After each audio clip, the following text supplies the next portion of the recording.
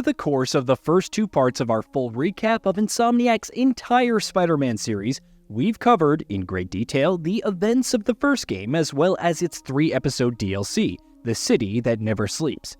Here, in our third and final part of our recap, we're going to talk about the full story of Marvel's Spider-Man and set the stage for the events of the upcoming Marvel Spider-Man 2. Marvel's Spider-Man Miles Morales is set about a year after the events of the first game, and quite a lot has happened in that time. First and foremost, Miles has been training with Peter and has by now also taken on the mantle of Spider-Man, with the two working as partners in stopping crimes and protecting New York. Young and inexperienced as he is though, Miles hasn't fully settled into the role yet. Things are changing in his personal life as well. He and his mom, Rio Morales, have moved into a new apartment in Harlem where Rio is also in the process of running for city council. As the game kicks off, Miles and Peter are on what's supposed to be an ordinary mission for New York's two Spider-Men. Several straggling criminals who escaped from the raft during the events of the first game are being transported to the rebuilt and refortified prison, and both Spider-Men plan on swinging alongside the convoy to make sure that things go smoothly. But of course, they don't go smoothly. Miles, who's a bit too eager in his newfound responsibilities as Spider-Man, ends up causing an accident that results in the escape of many of the captured criminals, which unfortunately includes Rhino.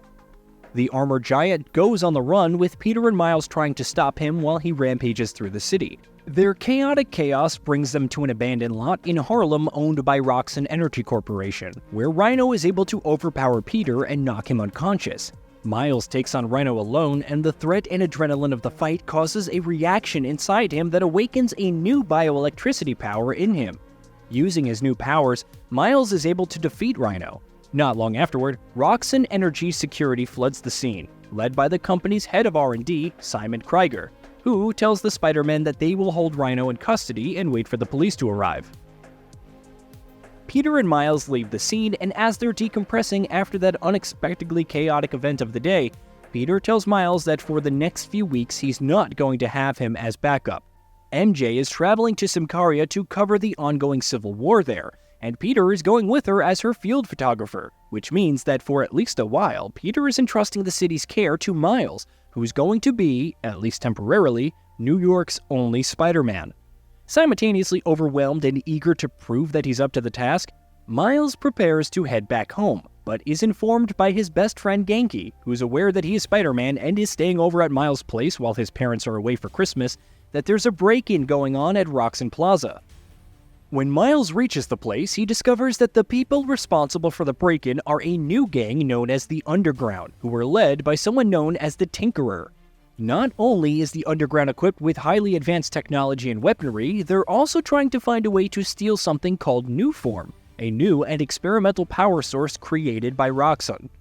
Miles is able to stop the Underground goons and send them packing, after which he finally heads back home. At home, he, Genki, and Rio have a pleasant Christmas dinner, where they're also joined by a surprise guest, Finn Mason, Miles' best friend from middle school. The two haven't spoken in a few months, what with Miles having moved to Harlem and Finn being busy with stuff in her own life that she's not too keen to talk about.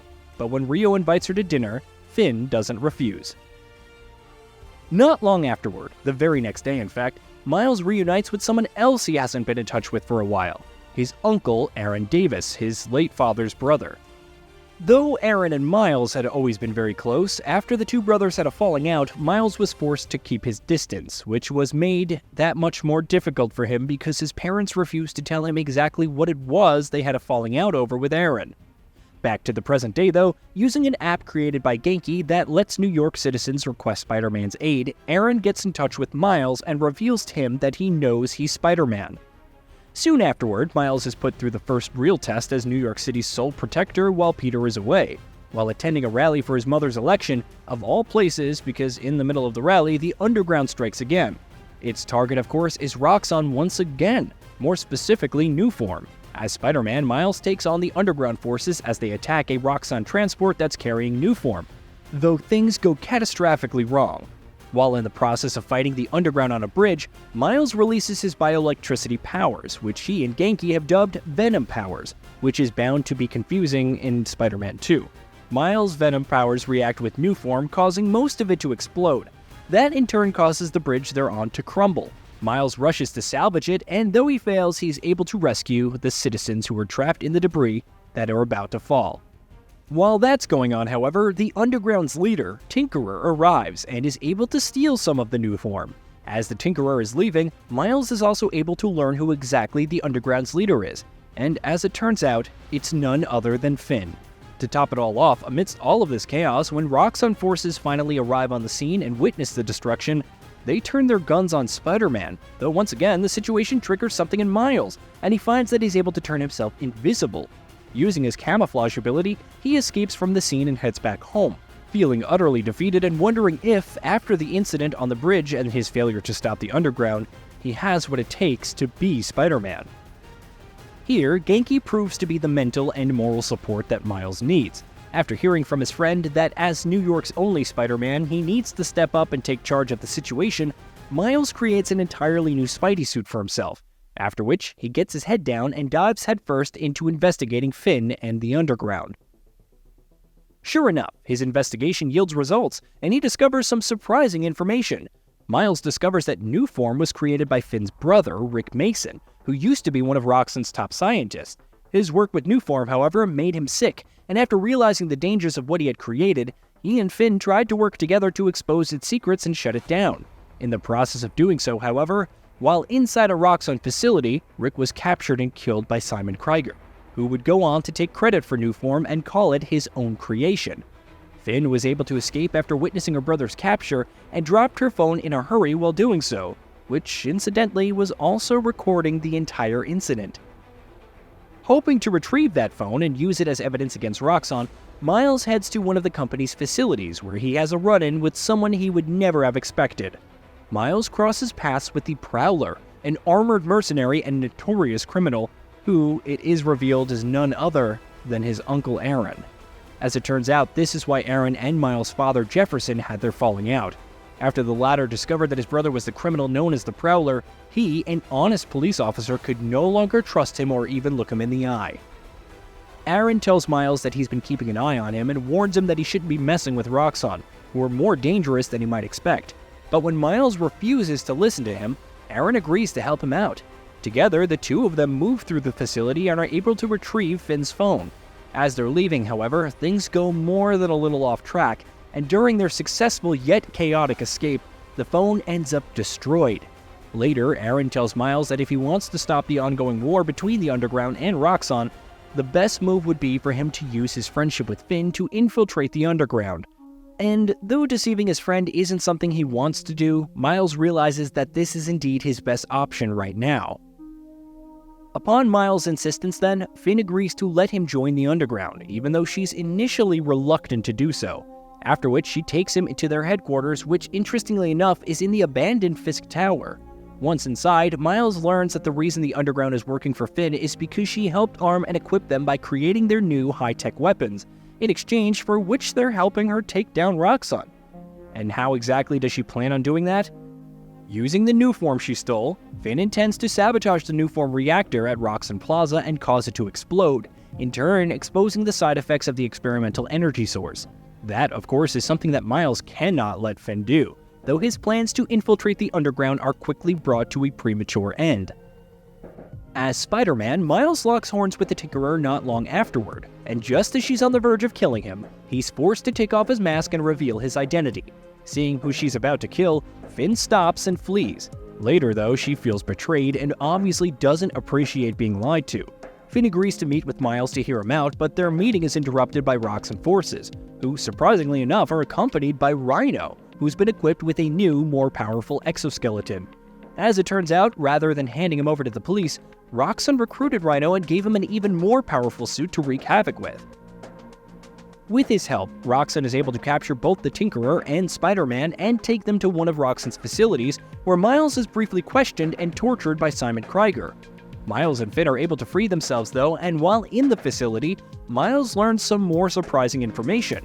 For starters, he learns that Krieger made modification to Roxxon Plaza's reactor, which, if Finn does indeed sabotage it, it will cause an explosion so devastating that it will destroy not just the plaza, but all of Harlem. On top of that, Miles also learns that as the Prowler, his uncle has been working with Roxxon. In fact, it was him who gave up Miles and Finn's location to the company after learning that they were meeting. And though he told Roxanne not to hurt Miles, its soldiers and Rhino obviously didn't pay much heed to his words. Miles doesn't have much time to digest his information though, because as he and Finn are escaping from the facility, things get heated. The pair are attacked by Rhino, and together they're able to defeat him. Finn tries to end the fight by landing a killing blow, but Miles stops her at the last moment. Later, he tries to tell her that if she goes through with her plan, she'll destroy all of Harlem and kill everyone in it. But Finn, enraged as she is at Miles' constant interventions and the many lies he's told her, doesn't believe him. Before leaving, she violently lashes out, knocking him out. Thoroughly bruised and battered by this point, an injured Miles is brought home by Genki, where, as luck would have it, Rio too learns that he is Spider-Man. Her reaction, however, is not to be freaked out, but to support her son and tell him that he cannot give up, and that he has to keep fighting to stop Roxanne and the Underground, and to stop Finn from destroying Harlem. With Genki and Rio's help, Miles recovers and heads back out to try and stop Finn, though he hits another major obstacle. He's taken captive by the Prowler and thrown into an underground cell. Aaron, believing that Miles is in over his head, tells him that if he keeps heading down this path, he'll end up dead like his father. Not wanting to lose his nephew like he lost his brother, Aaron has taken it upon himself to make sure that Miles doesn't do anything reckless, and knowing that he won't listen to what he has to say, has decided to keep him captive. Miles, however, is able to escape, after which he defeats the Prowler in a fight, telling him that he can't turn his back on people that need him, and that he has to stop the Tinkerer because of what's at stake. Now, with all the obstacles finally out of the way, Miles rushes to Roxanne Plaza to try and stop Finn, though Harlem has erupted into chaos by this point, with the Underground and Roxanne violently fighting each other throughout the district. Miles makes his way through the chaos to the plaza while Rio and Genki join in with the evacuation efforts, and are also aided by the Prowler. And though Miles is able to make it to Roxanne Plaza, he's not able to do it in time. Finn is there already and has put the new form into the reactor, and stops Miles when he tries to remove it. The two fight, and though Miles emerges victorious, by this time the reactor has grown extremely unstable, and things have gone too far for Miles to be able to stop them. He tries to absorb the new form's energy, but quickly realizes that he's taken too much in. If he releases the energy, then many people in the vicinity of the plaza will all die. Having seen the error of her ways by now, Finn grabs Miles and flies up into the sky, taking him clear of the city, where he's able to release all the energy. Harlem witnesses the resulting explosion from hundreds of feet below. The explosion kills Finn, and Miles crashes back into the ground, where the people on the scene hail Miles as a hero and accept him as Harlem's own Spider-Man. Hey, get out of here, kid. We'll take care of them. Did you see his face? You did good, Spider-Man. Thanks. Who is he? That guy? He's our Spider-Man. 4 weeks later, things have mostly calmed down. Though Finn is dead and the Underground is no longer active, Roxanne has been having its fair share of troubles as well. Aaron Davis turned himself into the authorities, and thanks to his testimonies, not only has Roxanne been hit with a flurry of lawsuits, Simon Krieger has also been arrested.